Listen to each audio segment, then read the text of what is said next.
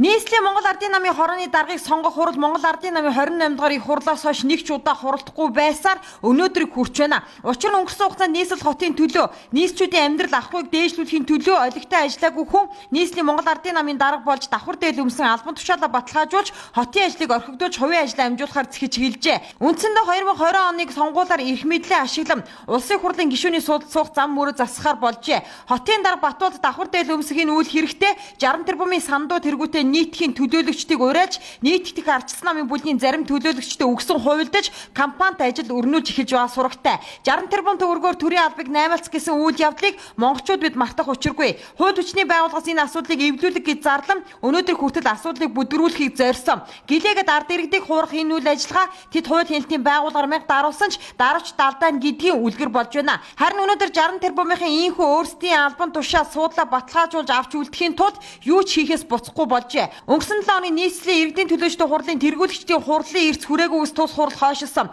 Түүний өмнөх нь нийслэлийн иргэдийн төлөөлөгчдийн хуралдах ардчилсан намын бүлгийн анхлагч Баатархүү нийтхийн дарга амар сайхныг огцруулах тухай мэдгдсэн зэрэг нь бүгд Батуулдын найруулсан сценаар байжээ. Учир нь нийслэлийн Монгол Ардын намын хорооны хурал эх 4-р сарын дундуур болохоор төлөвлөгдөж байгаатай зэрэгцэн нийслэлийн засаг дарга Батууд нийслэлийн Монгол Ардын намын дарга болохын тулд өөрийн хамгийн том өрсөлдөгч болох амар сайхныг ямар ч үнээр хамаагүй унгах аргыг эртнээс төлөвлөн хэрэгжүүлж эхэлсэн байна. За ингэснийхээ хүчинд нийслэлийн намын хорооны даргад өөрийгөө өрсөлдөгчгүйгээр ялалт байгуулна гэж тооцжээ. Нийслэлийн Монгол Ардын намын хорооны хурлыг хуралдуулах цаг үеийг ч гэсэн нарийн тооцсон байгаа юм. Ирэх 4 сард хуралдах намын хурлаас урьдчилж нийслэлийн иргэдийн төлөөлөгчдийн хурлын дарга амар сайхныг харлуулах, түүнийг нийтхийн төлөөлөгчдөд урамшуулал олгосон мэт зарлах, эрцвэрхгүй шалтгаан хурлаа хуралдуулж чадахгүй байгаа мэтэр олон нийтэд ойлгуулах ажлыг нийтдэх сандуу нарын 60 тэрбумын багийн төлөөлөгчд болон ардчилсан намын бүлгийн Баатархүү, Батуул нарын зарим төлөөлөгчтэй хуйлдан хамтран зохион байгуулсан нь ил боллоо. За түүгээрс зогсохгүй Батууд гэдэг хүн нийслэлийн Монгол Ардын намын дарга болохын тулд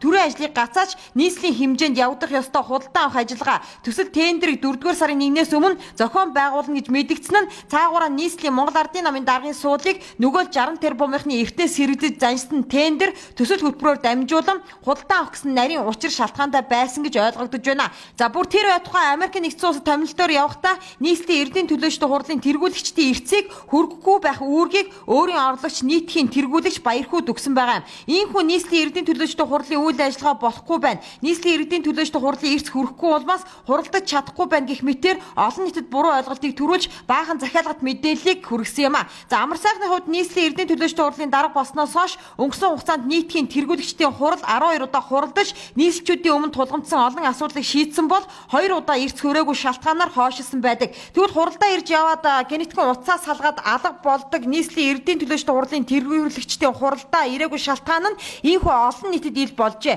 Нэг өсөндөө хотын захирагч Батуулдын шунхаарсан давхар суудлын золиосонд ажлаа мөрөөрөө хийж яваа олон төлөөлөгчд өртөж эхэлжээ. Удахгүй хуралдах нийслэлийн Монгол Ардын намын хорооны хурлаар даргаа сонгох ажил явагдана. Үүнд нь нийслэлийн эрдийн төлөөлөгчдийн хурлын дарга амар сайхан хотын захирагч Батуулд нараа өрсөлдөх юм байна. За ингэж сандал суудлын төлөө нам дотроо хүлээж жилцэх яваргүй улс төрийн албан тушаал эрх мэдлийн ашиглан хийж байгаа хотын захирагч Батуулд ичих хэрэгтэй байна. Хааны суудал халаатай, эзний суудал ээлжтэй гэдгийг эрхэм түвшээдэд сануулъя. Майццэг мэдээллээ.